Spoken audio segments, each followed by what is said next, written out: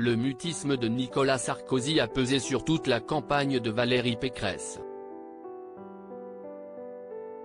Espérant profondément obtenir le soutien de l'ancien chef de l'État et ex-leader de l'UMP, la candidate des Républicains s'est heurtée à un mur.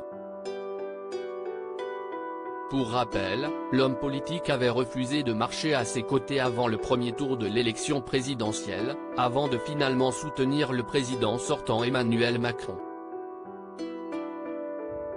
8 mois plus tard, la présidente de la région Île-de-France ne semble pas avoir tout à fait digéré cette histoire. J'aurais dû me clasher avec Sarkozy. Je m'en veux, mais je m'en veux, aurait-elle regretté auprès de l'un de ses conseillers, comme l'a rapporté le JDD en décembre dernier. Auprès de nos confrères, l'épouse de Jérôme Pécresse aurait assuré avoir totalement coupé les ponts avec Nicolas Sarkozy. Ainsi, depuis la débâcle des Républicains à l'élection, les deux figures politiques ne se seraient pas revues, et n'auraient même pas échangé par téléphone. Autre preuve de cette discorde tenace, Valérie Pécresse a refusé le chèque de 2000 € que lui avait adressé l'ancien président afin de rembourser l'emprunt personnellement contracté par la candidate LR pour le financement de sa campagne à l'élection présidentielle. Ambiance supérieure à Manuel Valls, Valérie Pécresse. C'est politique que 2022 n'a pas gâté.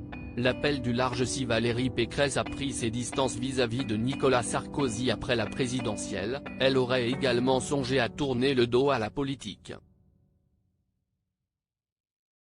Je me suis posé plein de questions. Pendant plusieurs semaines, je me suis dit, quel est mon rôle dans tout ça ? J'ai eu la tentation de changer de vie, de trajectoire, avait-elle confié aux Parisiens, le 31 janvier dernier.